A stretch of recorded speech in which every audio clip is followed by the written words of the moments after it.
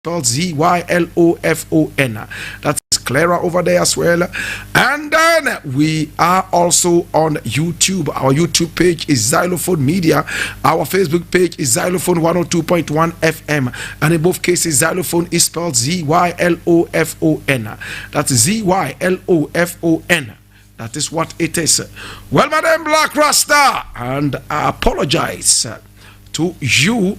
Yes, our transmission is a little murky today. It's a little noisy. We are dealing with that. All right, my brother, my sister, let's go straight up into action. This is why we speak truth to power. We normally don't like to criticize, but if we must criticize, we would only criticize to build and not to destroy. My brother, my sister, this is it. And I'm going to begin with something that I'm taking from City Newsroom. And this one was published on the 5th of December, yesterday, 2021. And it says, Forbes Africa magazine names Akufo-Addo as African of the Year. I read. Forbes Africa magazine has named President Akufo-Addo as its African of the Year. The magazine is a statement. In a statement said, Ghana's president has repositioned the country in the global marketplace as one reliant on its own resources and strengths. Responding to the win, President Akufo-Addo told Forbes Africa that he was overwhelmed and thanked Forbes magazine for recognizing the work that we are doing here in Ghana.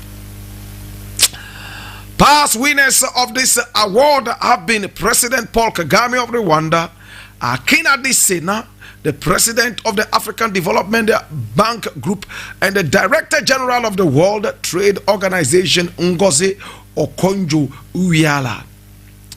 At a state dinner held in honor of the visiting South African President Cyril Ramaphosa, the South African president was full of praise for his Afghanian counterpart for being adjudged the African of the Year. President Ramaphosa extolled the virtues of President Akufo-Addo, which led to Forbes awarding him the prestigious African of the Year crown. We are proud of this recognition, Your Excellency, because it speaks of your commitment, it speaks of your creativity, your innovation, and your clear strategic vision of what should happen in your own country as well as on our beloved African continent, he said. Now, my brother, my sister, a king who is sitting on the palanquin would never know that the ground is hot. Same way,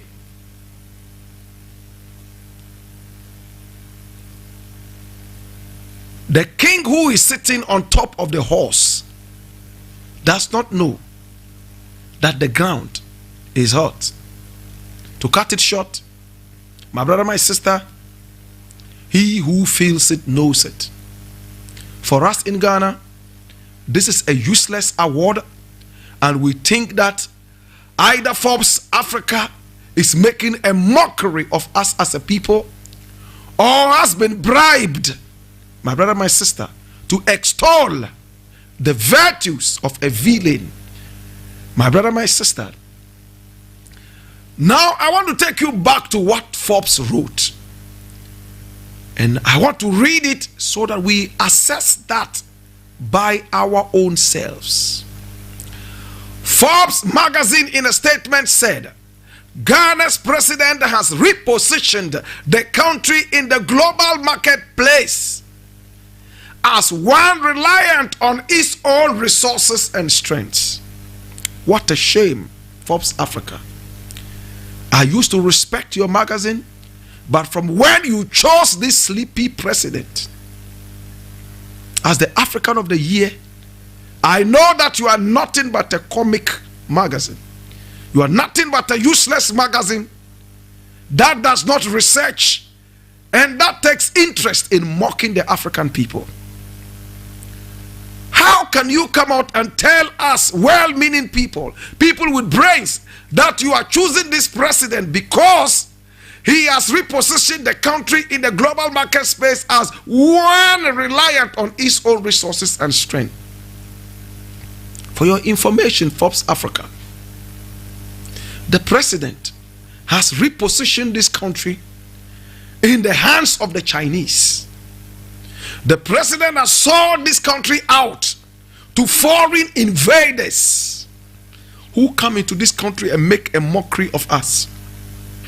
The citizens are not respected in any country. We are disrespected and killed even in the Gambia, and nothing happens.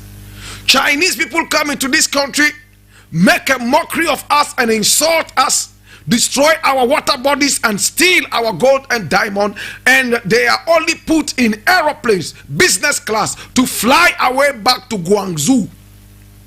Nothing ever happens to them. And when we question them, they tell us that jailing Chinese invaders will not bring us money. Where is the repositioning in the marketplace globally? Where is the self-reliance on our resources? Forbes magazine is nothing but a comic magazine that has no respect for the African people. Look at what Paul Kagame is doing in Rwanda. Look how great Africans are striving night and day, my brother, my sister, to be able to put this continent on the global space. Nana Akufo-Addo in the list is a man who is most unpatriotic, disrespects the legacies of Kwame Nkrumah, looks down on us as a people. As Forbes magazine is recognizing him as the African of the year. There are strikes in Ghana right now. People are walking from their homes to work, all because of the carelessness of the government of your so-called great African. My brother, my sister, teachers are least respected. Farmers are judged as best farmers of the year, are given nothing but toy bicycles and spray to go and spray only 5 centimeters of their farms. Is this the African of the year that Forbes magazine wants to sell to us? From when Forbes magazine mentioned this man who has been flying around the world in chartered private jets, taking a shower every second, my brother, my sister, and eating non-Ghanaian and even non-African food in the list, I knew that Forbes magazine is nothing but a stupid magazine. All the respect that I ever had for Forbes magazine faded out from when I saw this man's face on the cover of Forbes magazine. My brother, my sister, give us simple accountability. Give us an account of your flying around the world. Mr. President says it hinges on state security. Your Minister of State Security is still busily modeling in front of the cameras of prostitutes. What is that state security you're talking about? The last time we saw another prostitute in the private jet of the president taking selfies. Where is the security? Where is the African of the year mockery? My brother, my sister, magazines like Forbes magazine, my brother, my sister, we have seen the ilk of these magazines in the past who took money from dictator African presidents and flashed their covers with such villains. It hurts me, my brother, my sister. In fact, the chief farmer's photograph should have been on top of Forbes magazine's cover photograph. But you put a president there, a sleepy-dent, to mock us and to even insult us. He's wearing a suit. A suit that is tailored in France. His shoes are from Italy. My brother, my sister, even the glasses he wears, made in England. How can this be an African? Then on the front cover, on the cover of the Forbes magazine, you have a man like this on top of the cover. And when we talk, you send police to come and arrest us. When we talk, you threaten us with all your demonic gimmicks. I am so insulted. In Britain, the only thing, when they see this photograph, the only thing African about it is the black face of the president, like my black face. Aside that, everything about this president is white. One, he's schooled in England. He comes from a bourgeoisie family. He is an aristocrat. When he speaks Twi, it sounds like he's speaking English, because he's closer to the English than to his own people. All the promises he made to us, he lied to us night and day. And right now he's going around apologizing for the mockery he slapped us as a people. How can this be the African of the year? If this truly is the African of the year, then Africa truly has useless leaders. Mugabe never became the African of the year on the Forbes cover. Yet he was a man that we all had so much respect for. He had his own bad sides, but he was a great leader. Gaddafi never became the African of the year on the Forbes front page.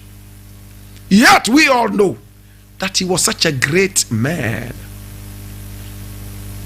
I am insulted. I feel very, very traumatized to see the face of this president whose penchant for sleeping is unparalleled anywhere in the world. Even old Joe Biden can never compete with President Nana Akufo-Addo over sleepiness. Nana Akufo-Addo is permanently drowsed. He has a disease that is known as sleeping sickness. If you want the medical term, trypanosomiasis is what he's suffering from. I know you want me to repeat this. Trypanosomiasis, aka sleeping sickness, is what the president has. And this is the African of the year. His eminent sleepiness, Mr. Sleepydent. A man who suffers from trypanosomiasis. Every 2 seconds he's snoring. Is the African of the year. A man who makes promises and he cannot fulfill them. A man who insults chiefs. A man who Otufo Asantehene only last week complained to about the erratic power supply in the Ashanti region and the rest of the country. Yesterday I slept in darkness. This is the African of the year. Why such mockery? Why are you insulting us like this? All they know is when you speak against them, then they send demon policemen to come and pick you up and take you to hell, threaten you so that you may simmer down. My brother, my sister, I'm going to buy 10 copies of the Forbes magazine and set all of them on fire publicly to send a message to Forbes that next time they mock us like this, it will be worse. This is absolute foolishness. This is absolute nonsense. And this will not wash. And to make it even worse, His eminent sleepiness, Mr. Sleepydent, Nana Akufo-Addo, has accepted the undeserved accolades. Oh, thank you for recognizing our hard work in Ghana. What hard work? Drivers are on strike. Next week, teachers are going on strike. Otunfo is crying that all his budget gadgets have broken down. Farmers are being given toy bicycles as best farmers in Ghana. And you say that you are doing hard work. Where is the hard work? Stop this comic relief. My brother, my sister, it hurts me that this is the man seen as the African of the year. It hurts me, my brother, my sister, that the so-called African of the year is dressed up in everything British, everything American, everything Italian. He flies all around the world eating nothing but Spanish and Italian foods. How can this be the African of the year? It hurts so bad, my brother, my sister, that when this man is even attending African business meetings, he's dressed like a European. And he goes to sit down there and speak like a British, eat British food, fly in a British plane, and come and sit down here to rule Ghanaian people, African people. What a mockery. To God be the glory. My prayer is that never shall we have a 77-year-old sleepy president amongst us. Never ever, never again shall we have a suit wearing. Every occasion is suit. After all, he said it allegedly to WikiLeaks years back that he doesn't look good in African wear. Even Obasanjo looks good in African wear. Why do I use the word even? These are old men. But when Obasanjo wears African suit, he looks perfect.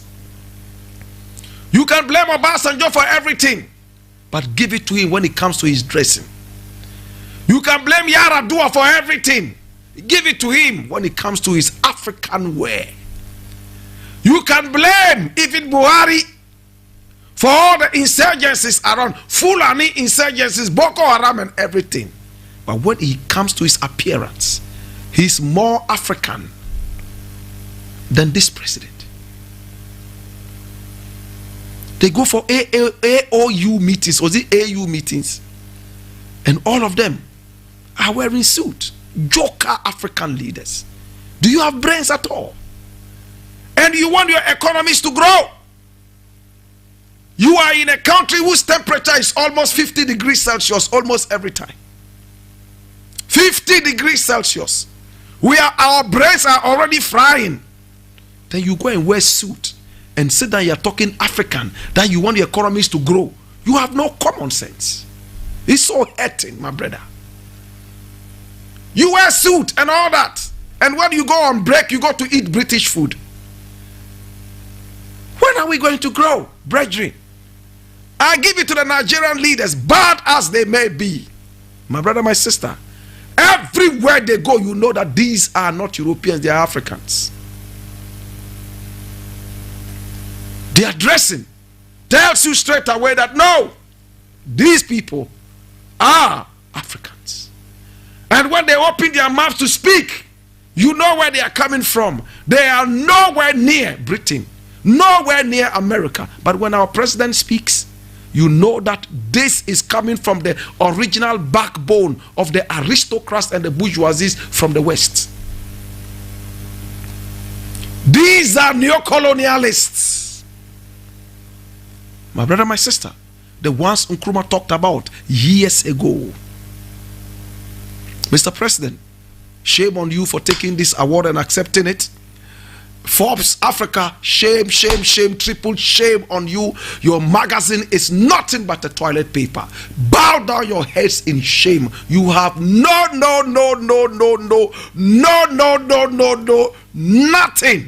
I don't know what word to put in there. No shame. I'll leave it here.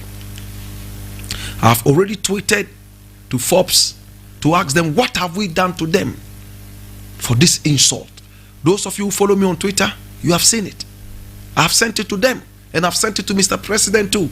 All of you bow down your heads in shame. What an award. What is this? African of the Year. A mockery, an insult.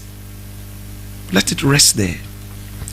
My brother, my sister, many more things for us to talk about today. And today I am really broken. But we need to speak.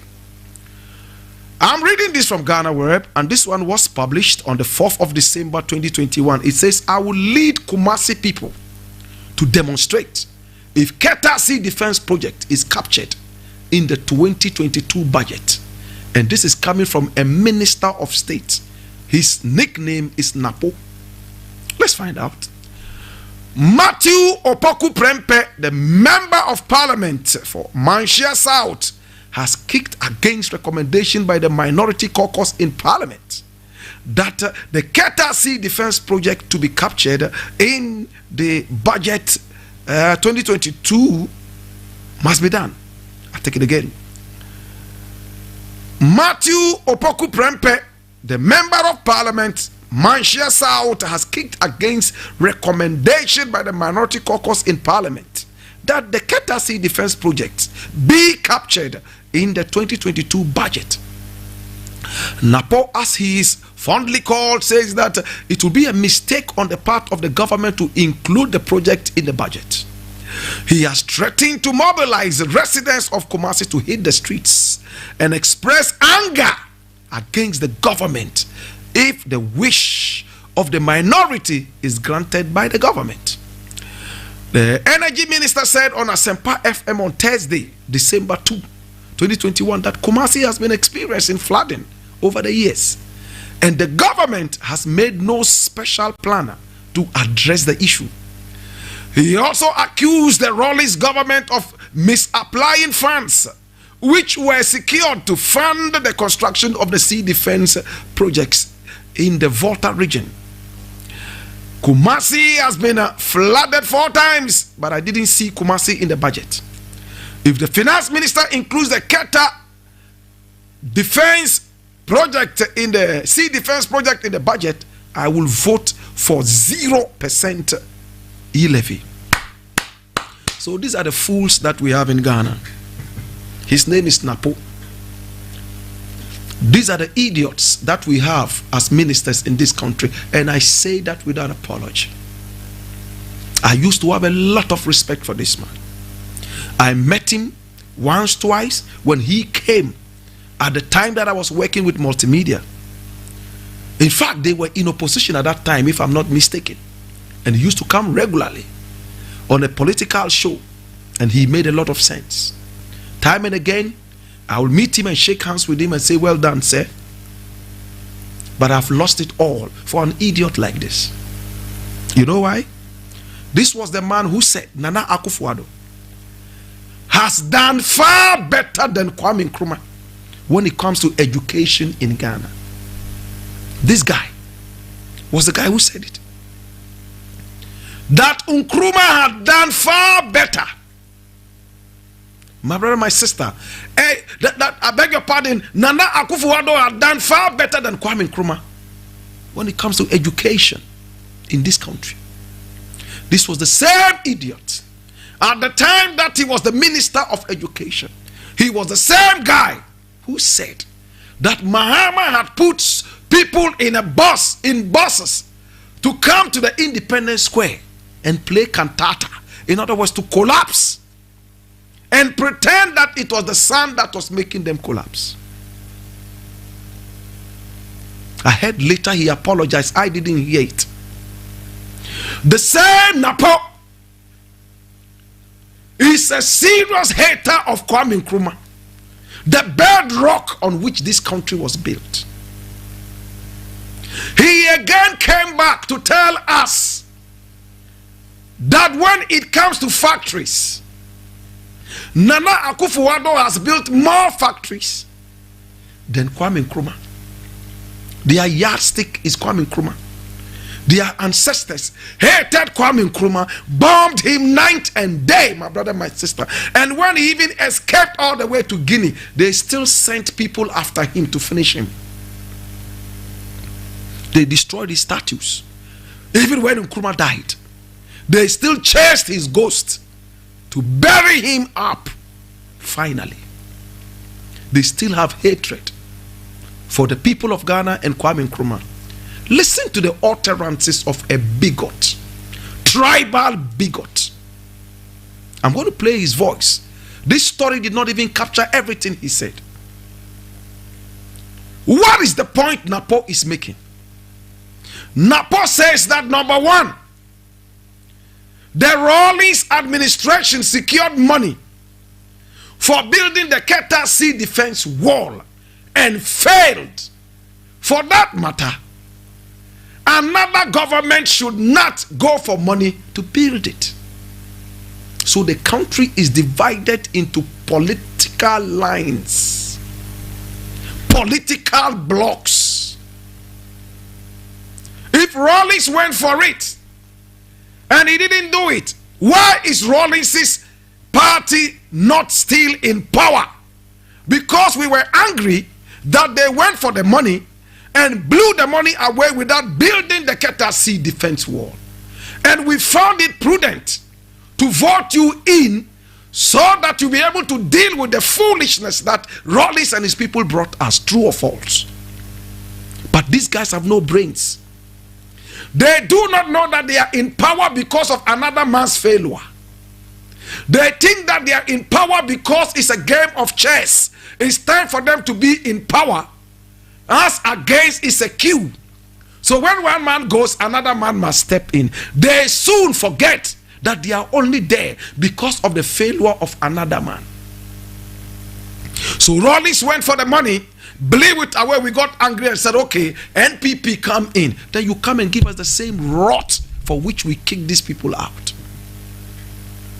And to make it worse, the idiot, Napo, is again saying that he's going to organize Ashanti people to come out and demonstrate, because Ashanti has been having a lot of floods and blah blah blah, and they are doing nothing. They didn't capture it in the budget and blah blah. So if they capture this one, by all means, Ashanti people will come out and demonstrate.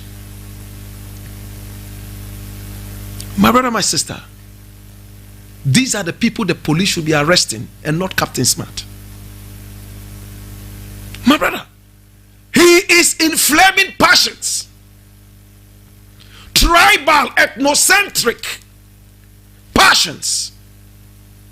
Those of us who have read history, we know how the Anglos and the Asantis were at each other's throat from time immemorial. We know how the Achims and the Asantis have been at each other's throats from time immemorial, same way as the Fantis and the Asantis. So anything to do with these ethnic groups inflaming passions is worse than what Captain Smart said. Am I making sense? My brother, my sister, Ketasi defense wall is more of a danger to the people than what is happening in Kumasi. They are all very important, but there is something we call priority in terms of emergency. I'll give you an example. Idiots need examples to understand things. My brother, my sister, my brother has a headache.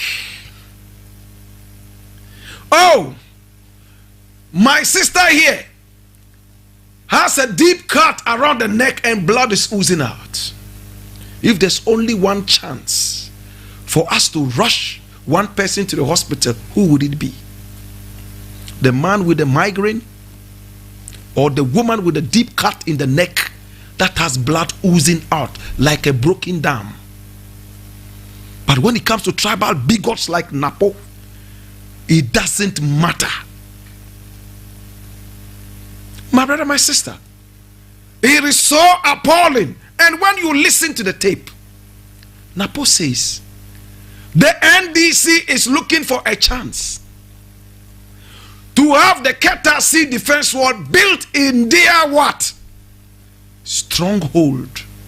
Political stronghold. So right now, it has become a game of strongholds and weak holes. Right? It is no more about the people. It's about the stronghold. My brother, my sister. So, Keta is the stronghold of the NDC. NDC did not build it. Any other government that will come in should rather go for its stronghold. Hallelujah. When Mahama went to build the KJTR market, when Mahama went round building it into a modern day market center, was Kumasi, and has Kumasi ever been the stronghold of Mahama's party? Can somebody explain? I'm so disgusted that this man, Napo, is still in power. If you have the so-called African of the Year going to Nana Akufo-Addo, His Eminent Sleepiness, Mr. Sleepyhead, then he can sleep it off. This is nothing to him. If I was the president, this man will go home. When Kennedy Japan said we should all look for sticks and hit the heads of Evers and kill them and blah blah blah, trying to bring a war between the Ashantis and the Evers, we all watched and made it slip by. Nobody was punished. This is the same thing Napo is saying, albeit he's not talking about sticks, cudgels, and so on and so forth. I am so disgusted, but I'm not surprised. This man has done it before, and he can say it again and again and again. I have no respect for people like this. I meet them and I walk away. I have no respect for tribal bigots like this. I look at them in the face and I don't blink. Because these are people who are nitwits. It's annoying, brethren. Minister of State, listen to this bigotic statement. I'm going to play the tape. Listen to him. Listen to what the brother here is saying. My brother, my sister, listen to what he's saying. He is saying that it's all about the strongholds, and they will not do that. He's going to argue. He has not apologized, and we don't expect him to apologize, because even his boss did not apologize for insulting the Flower Chief. Listen. 16. I didn't see GPRTU defense in anywhere. I didn't see it. The two opposition were catching baby say, "We are going to Sabe fa GPRTU defense issue. Comment se flood into issue? The finance minister, you mistake. Not the same. Which will lead to come for on a demonstration. But would that be fair? He who comes to the equity table must come with clearance. A government has brought a fair and a rational budget. Why should you hold the gospel to ransom some stronghold of financial budgeting? Did you hear that? Did you hear that? That they are holding the government to ransom. That the government should build their strongholds. Such a bigot. Sometimes some of these people, I wonder where they got their doctorate from. Probably from under the sea. From brainless whales and sharks. Brainless whales and sharks were their professors under the sea. No sense. Did you hear that? Did you hear that, brethren? And this bigot still says that, hey, if they build the Keta seaport, I beg your pardon, sea defense wall, or they capture it in the budget, he would vote for zero levy. Do you know what that means? Ghanaians, learn how to break things down. When people speak, learn how to read between the lines. It means that the e-levy is a government agenda. It is an agenda of the government that is most unnecessary, is totally partisan. Hey, am I making sense? Can I break it down so somebody can understand? The e-levy, according to what Napo is saying, is a partisan government agenda. Not necessarily in the interest of the Ghanaian people. So he's saying, if you capture it in your budget, I will vote for zero levy to hurt you, the party. Is anybody following me? Is anybody following me? It means they are going to vote for the levy on partisan lines, not the general well-being of the Ghanaian. They are going to vote for the levy so the president with his pot belly and his oversized suit can still fly in private jets around and eat British and American food, whilst me and you sit down at Nima waiting for cocoa and kurikuri. Waiting for Tuozafi and me and cook and the bar nama ba kifi. How many people are understanding what I'm saying? Oh God, give me the power to make people understand, oh Father. If the Qatar Sea defense wall is captured in the budget, I would vote for zero e-levy. It means I will also hate you. It is a party agenda. It is a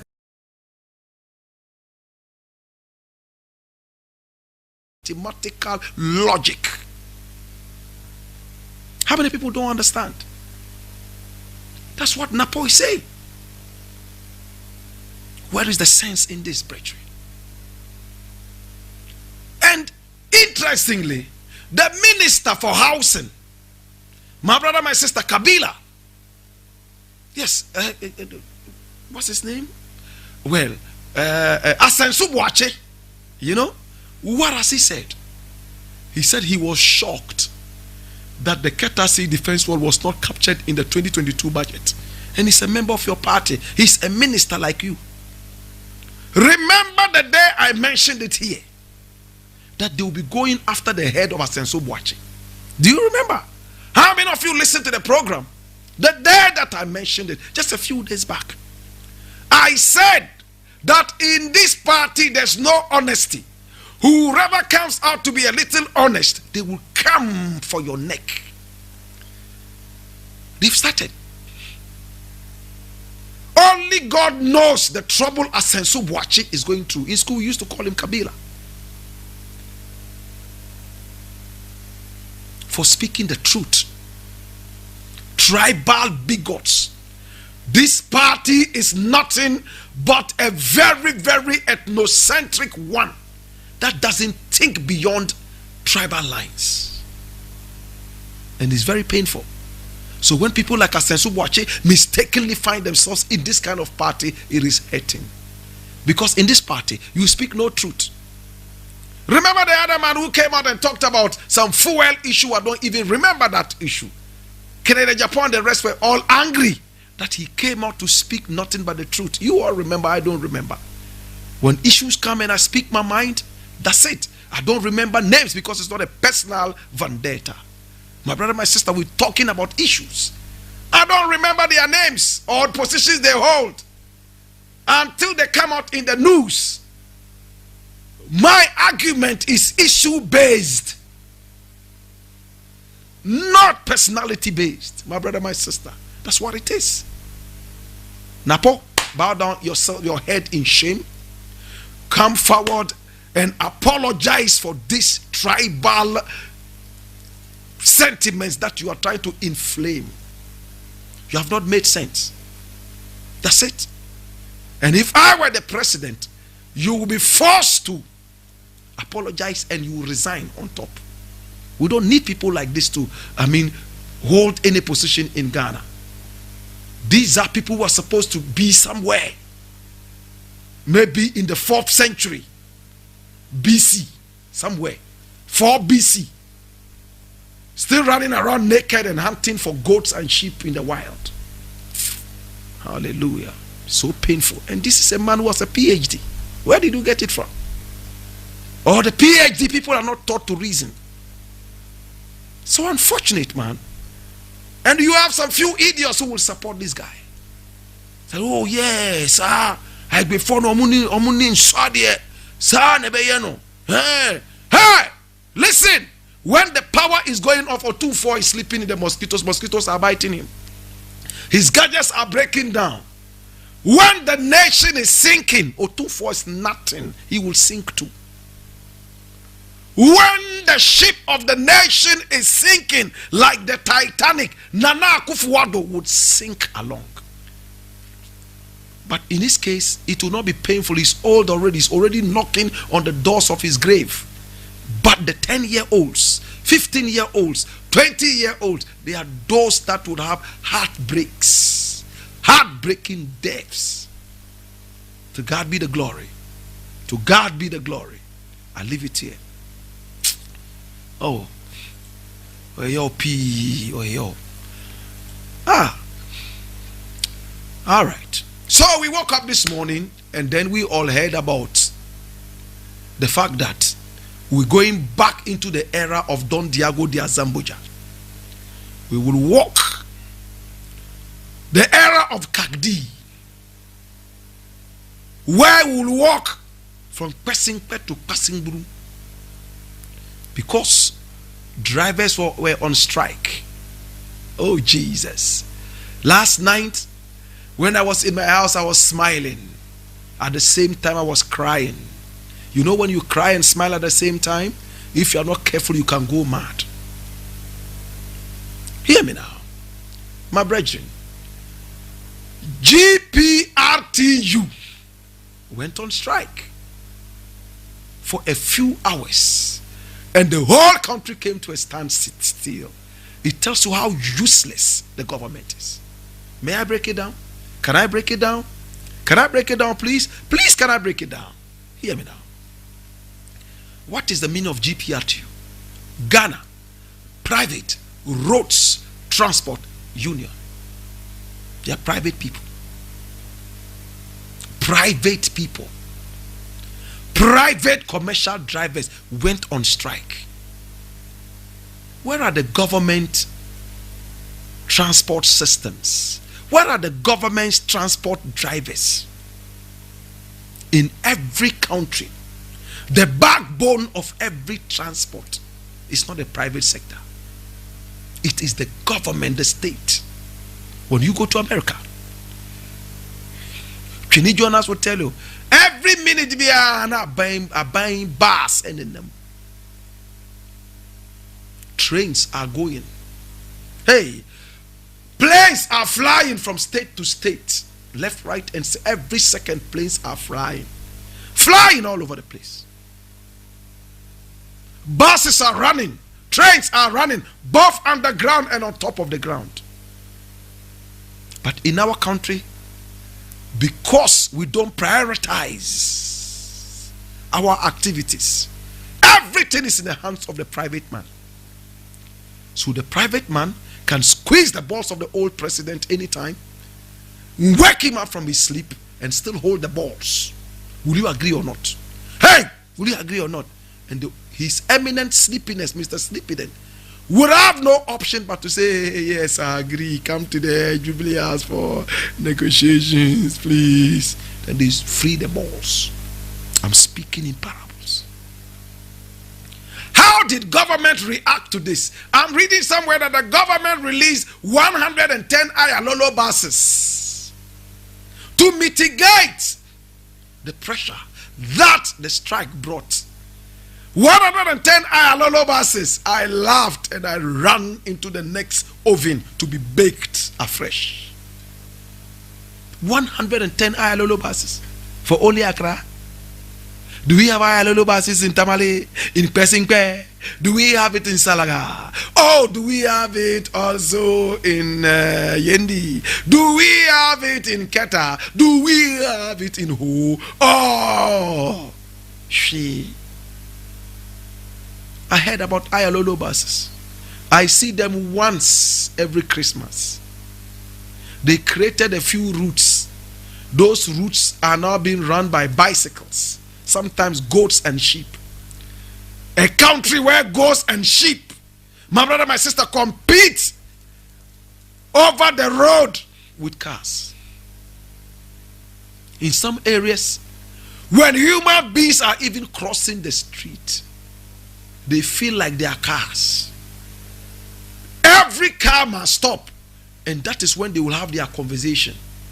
Two of them are talking, walking on the street, make a mistake and honk. You are gone.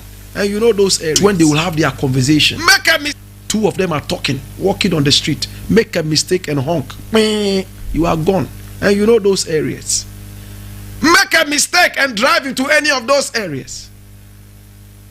When you have two people standing there talking, wallahi, go, and you have to park your car until they finish with that.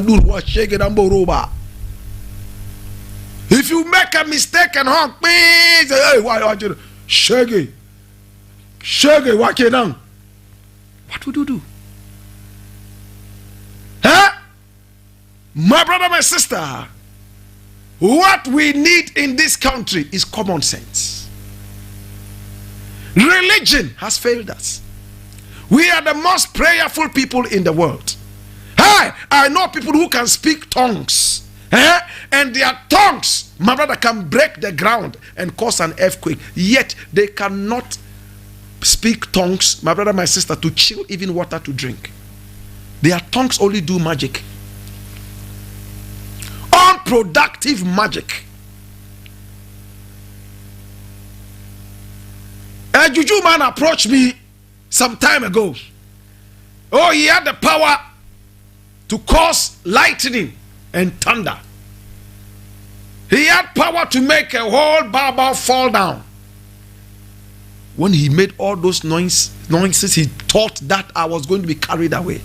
And I asked him, do you have the water, the power to make fresh water come out of the ground so people without water can drink? He was looking at me.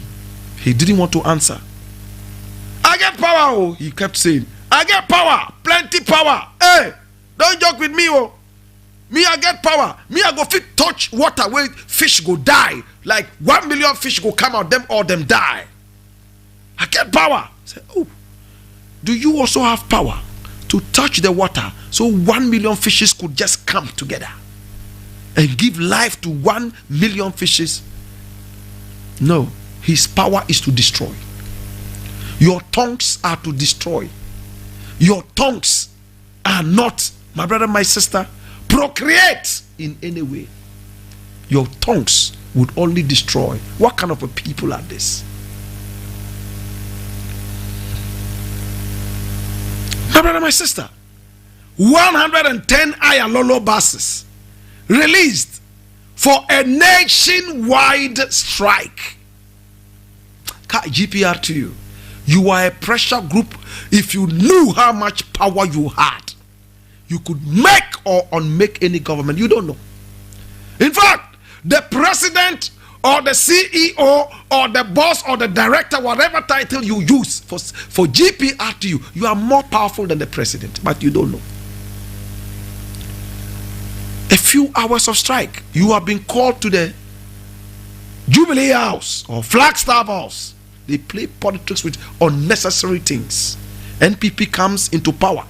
The building, they call it Jubilee House. NDC comes into power. They remove that name and say it's called Flagstaff House. Playing gymnastics. Yet, when they come into power, they are not going to Nima to fix pipes so they can get fresh water to drink. They are not going to Ashaiman to fix all those potholes. No, they are rather changing names of places. What have we done to you? What wrong have we done to you? GPRTU went on strike. And sadly, a few drivers were still on the road. And their members came out to disembark every member. Passengers, disembark them and send the cars home. That is Ghana for you. We all agree that this is what we want to do for our own good. Some people will sneak around and try to be smart, but that is foolishness. GPRTU, thank you so much. Please continue with the strike. Don't stop until they reduce petrol prices. You guys are not going to make money. Please continue with the strike. We will continue walking from our houses to this place. Yes, we will. It's a good exercise. We will do that. Just make sure that the petrol prices go down. I leave it here. Another thing I want to look at, my brother, my sister, is something here. And I want all of us to pay attention to this. It's another comic relief. And I'm reading this from Graphic Online. This was published today, the 6th of December 2021. And it says, ministers banned from foreign travels. Ministers banned from foreign travels. Why? And who banned them? Let's find out. This was written by one Donald Atto Dapatem for graphic online, and I read, President Nana Addo Dankwa Akufo-Addo has with immediate effect banned all ministers and their deputies from traveling outside the country for the next 1 month. That's 30 days. The Director of Communications at the Presidency, Mr. Eugene Bentum Ahim, the waterfront owner, I remember several barbering shop owner, fleet of cars owner within a short period, that guy, that's him, who confirmed the directive, did not give details. Other sources told the Daily Graphic that the only exception for the directive was emergency medical condition that required outside attention. Hallelujah. Joker president. Listen, you are flying around the world yourself, wearing an oversized suit, feeding your pot belly with all the British and American food. No respect for the Ghanaian businessman. You walk into Atlanta in America for a black and all black business meeting in suit. You go and sit down there and slang all day. You fly back exorbitantly and exotically. They are two different things. Exorbitant flying, exotic eating. You return, continue slanging to your people. You are saying your ministers and deputies should not fly for just 30 days, and they gave no reason. Then, like that snake that they have always been, the mother serpent of corruption, they put in a clause that will allow all of them to fly again and make useless this statement. Oh, you can only fly if you are sick. Sir. All right, I'm going to visit my girlfriend in Toronto next week. Hey, doctor, come and write that I have scrotal hernia which cannot be treated in Ghana. Doctor will say, oh, but we can treat. Oh, shut up. You can treat one. Okay, get me a disease that we can't treat here. Okay, it's called pleurimyelitis. Okay, so you have pleurimyelitis. Okay, if you have pleurimyelitis, then that is okay. Pleurimyelitis cannot be treated. Only wizards and fetish priests can treat pleurimyelitis. And since nobody will write for you to go and see a herbalist or a fetish priest, then you have to go to Italy so that they can treat your pleurimyelitis. You see the sense in it? This is a useless announcement. It's a useless announcement. It makes no sense. It will make no sense tomorrow. It has never made sense. The president wants to be seen to be doing something. He wants to be seen to be the African of the year. A conundrum that he himself does not believe in. It's a shame. Hey, no minister, no deputy will fly. No fly. Shamelessly they say for health reasons. Do Americans fly into this country for health reasons? Japanese, do they come into this country for health reasons? Why can't you deal with our health situation? You are busily building cathedrals. And now you are saying the only reason you can fly out is when you are sick. Oh, so hospitals are important. I thought cathedrals. No, don't fly. Even if you are dying from pleurimyelitis, go to the cathedral. Pray in tongues. The pleurimyelitis will go. Yes. And those Muslims who are also ministers, when they are sick, like, what's his name? My uncle at what is it called? Tourism. Funeral tourism. Those people whose only policy is, only idea of bringing tourists into this country is funeral. Those idiots there. My brother, my sister. What's his name? The Muslims who are ministers and deputy ministers, if they are sick, they should go to the Nima Mosque, the one built for them by Turkey. Go there and pray and get well. Go. Why should you fly out of the country? Why should you fly out of the country? When we all said let's put pressure on them so they will deal with our health facilities. No, you were voting for a cathedral, and they were also voting for a mosque. So the Turkish people were giving it to us for free. Tell them, in the name of Allah, Ya Allah subhanahu wa ta'ala, if you are giving us a mosque, wallahi, we are grateful. But we have a 1 million mosques. If you look around Nima, wallahi, Allah munada more than 1 million mosques. Masala kemusun fi 2 million, 2 billion ma. Please, hospital. Ubamu de yang dan hospital de kawai, ya dan hospital de kawai. Allah dan hospital de kawai. Dan hospital de kawai. No. You opted for a mosque, huge international standard. When your people are sick, Abaranyo, wait, I just tell me about the life, yo. Wait, Abaranyo, wait, and I throw, hey, taxing, wait, subhanallah, alhamdulillah, wait, I just tell me one lie, wait, son, I just tell me, wait. Take her to the mosque. And the rest of you go to the cathedral. Why do you have to fly out of the country for treatment? Why? This is a joke announcement by the president. It doesn't make sense. Tell me what sense this makes. You bring a statement, then there's a loophole for all your tricksters, liars, and thieves to be able to use that to exit clause. Jesus have mercy. My name is Blakk Rasta. I want to appreciate you. I love you. This is the program known as the Taxi Driver Show. This segment is known as the Black Pot. I'm not always right. Sometimes I am wrong, but I try as much as possible to be correct. Only Allah subhanahu wa ta'ala, Shine Allamu. He is the only one who is always right. I am only human and I am mortal.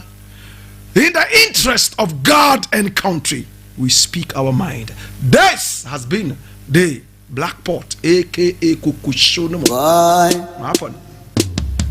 Up, when we find the politician, them a thief, make we lock them up, tie them up and bring them out the street, make we box them up, find them in a corruption, make